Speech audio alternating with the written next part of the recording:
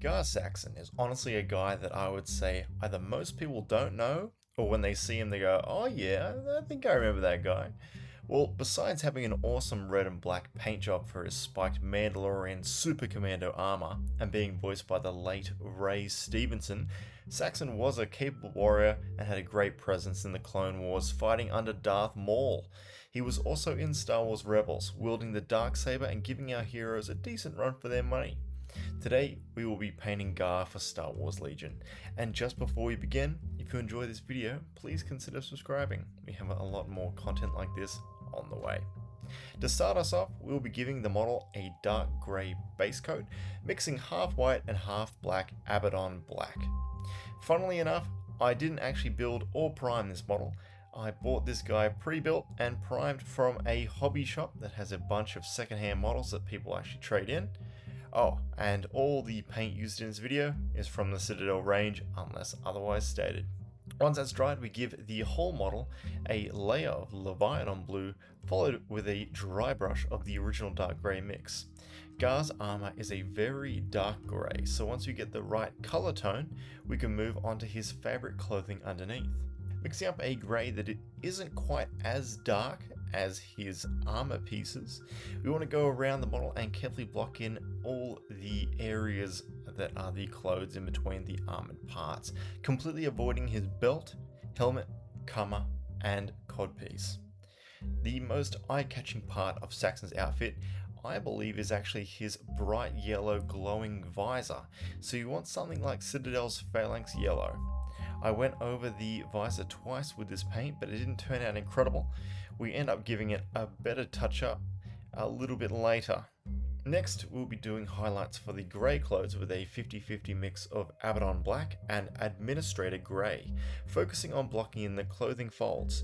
This is just a small step that will make the finished product so much more legible compared to if we didn't do it. As mentioned before, the visor isn't quite what we were hoping for, so busting out the Corax White now, we give the visor its third layer. We could have saved a lot of time earlier by starting a layer or two with the Corax, but that's okay. Mistakes happen, and all we can hope for is that we learn from them. Once the white paint is dried, we can go ahead and reapply the Phalanx Yellow now with much better results. I would go ahead and say that the bright yellow of the visor in this guy could be the most important detail, so just take your time and make sure you get it right, and just make sure you have a steady hand. This is where the fun begins. Now we use a medium to dark red paint like Mephiston Red and take our time adding in all the markings on Gar Saxon's armor.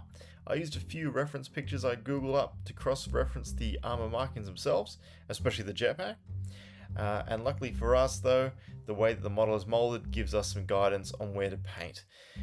This includes the helmet line markings, and for the rest of the armor pieces, just take your time.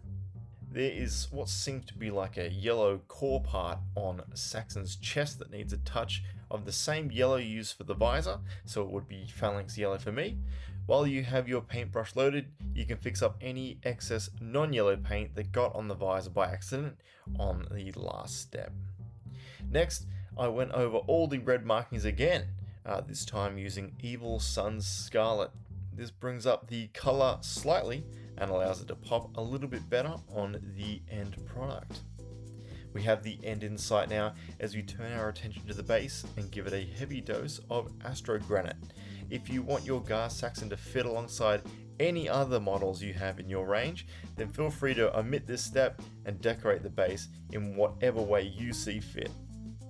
Saxon is a master of using the tiny Mando forearm shield, and for this model we still have to paint that up and attach it to our favourite Mandalorian Super Commando. A watered down Baharoth blue pulls very nicely, so giving it a nice once over on the side that will be attached to Saxon's gauntlet, and after that we go ahead with the same blue Baharoth on the other side for a nice light blue coat.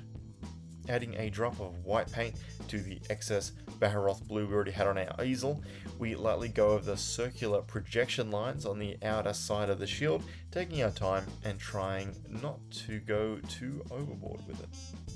Using a drop of super glue, we can now fit and fasten the shield onto the gauntlet, The super glue should dry almost instantly, so if you have a certain way you want it to look on the model, then act quickly. I wanted to go for a lighter brownish color for the base to contrast the dark tones of Saxon's Mando armor, so using a drop of orange paint into roughly 3 drops of my favorite paint, XV88, we can lather the entirety of the base in one go and give it a nice even coat. Next, we're going to paint the base rim using whatever paint you like. Personally, I always go with a matte black. I have a certain one that's not a Citadel, that's just some cheapy stuff from a art shop, which is what I use on all my models, but I have read about people color coding depending on the faction or even the squads, etc. So you do you, so I'm trying to say. Once that's all dry, I bust out the lead belcher for Gar Saxon's pistols and his belt buckle to tie the whole model together into a finished product. And hey presto, there we are. Gar Saxon, the Mandalorian Super Commando, all painted up for whatever mission we choose to do in Star Wars Legion. I hope you enjoyed the video. If you did, please consider subscribing, as there are a ton more videos on the way for Star Wars Legion and Star Wars in general. Next time I'll be revisiting one of the oldest painted models I have done to repaint it with a fresh coat and make it more in line with the rest of my models. I hope you'll join me then. Goodbye.